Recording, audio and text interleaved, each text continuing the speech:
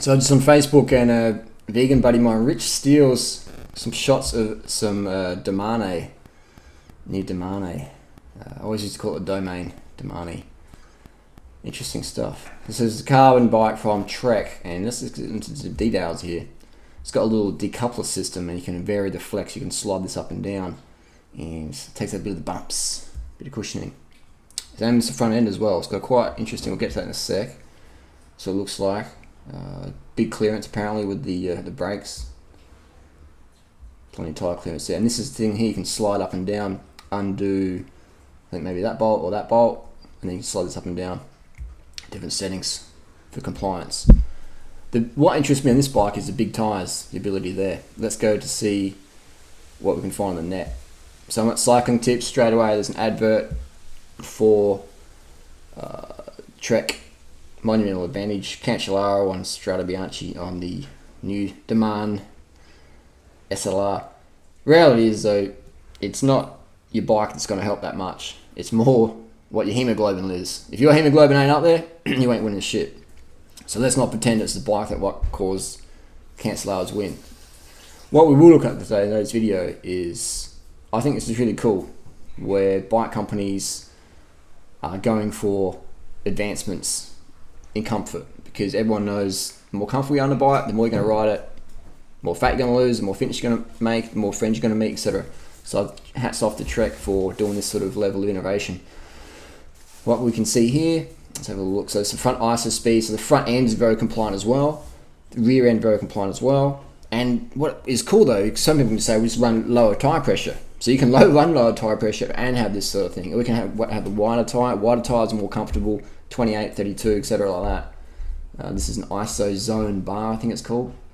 Or ISO core rather. I've got an ISO zone bar on my e-bike, it's pretty good. This is an ISO core. It's got little bits of rubber apparently in there. The brake clearance is pretty cool. This is an interesting one.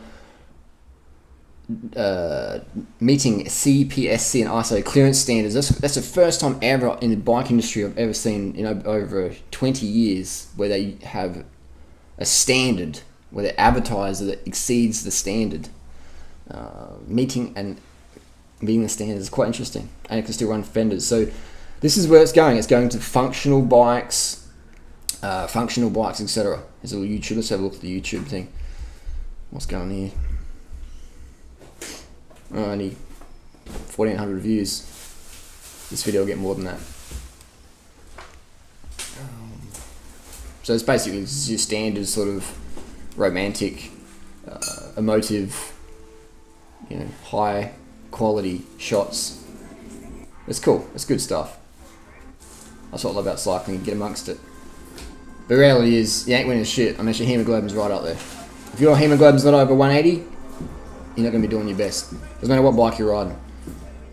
So I think this is quite interesting that the bicycle industry, it always used to be about lighter, stiffer, things like that, and now it's going more lighter, comfortable. Instead of stiffness, it's going for comfort. Even a new Domane is comfort orientated, because most people who buy these high-end bikes are not pro riders who have extreme conditioning from in the bike for so long.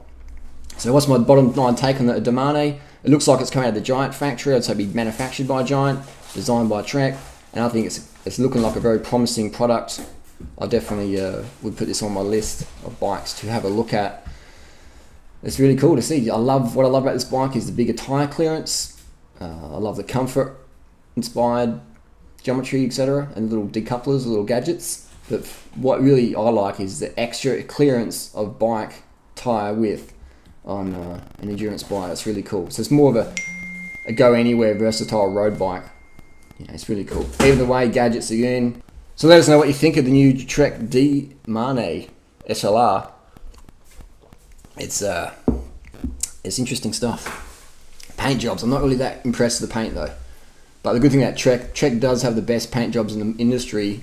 If you go their custom Project 1, it's pretty cool. You can have your own options there. So I'd definitely rate Trek. The finish is great. These colours are, I don't know. That paint's personal. It's personal preference. What one person likes, another person doesn't.